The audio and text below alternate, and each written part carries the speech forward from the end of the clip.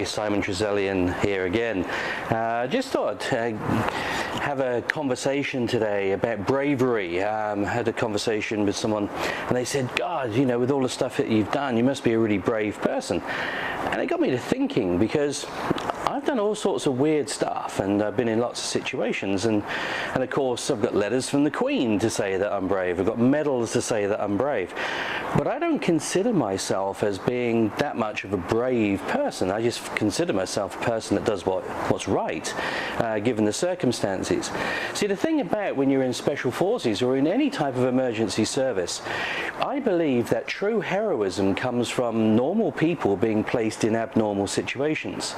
Now, if you undertake a vocation that places you in abnormal situations all the time, of course you're going to be able to experience those aspects of life which other people, when seeing that they can't do it, consider that bravery.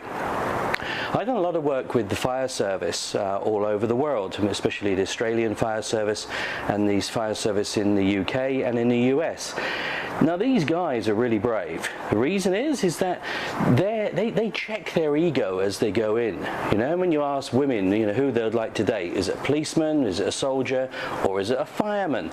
And there's a reason for that. You see, with soldiers, it's very much a masculine, high ego type of thing, and you need that to drive yourself into battle. With police, it's usually about control. It's usually about going out there and enforcement. But with the fire service, they're there, highly trained, highly skilled, highly motivated, and they react to circumstance, and then they come and rescue you. You don't get firemen patrolling the streets looking for fires. They react to circumstance. And who else do you know that would put on 50 pounds of equipment and then walk into a burning house to rescue people?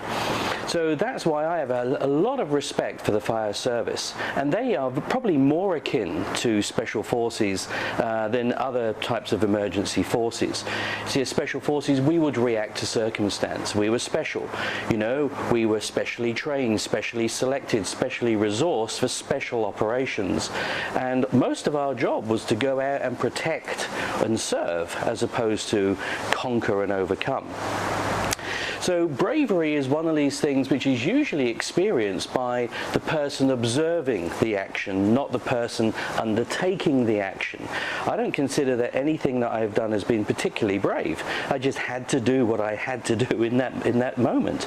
I was fortunate that I had the character and the training and the resolve and the mindset to be able to go through those challenges and actually come out the other end.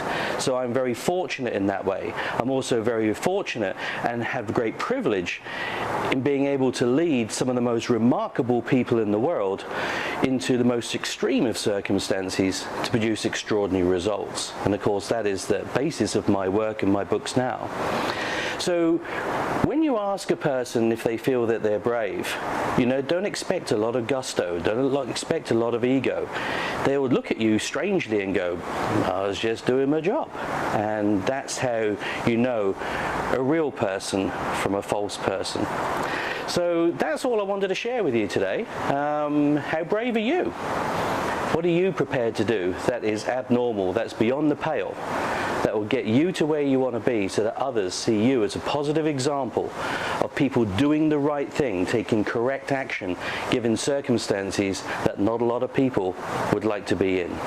This is Simon Trezellian, Burbank, California, out to you.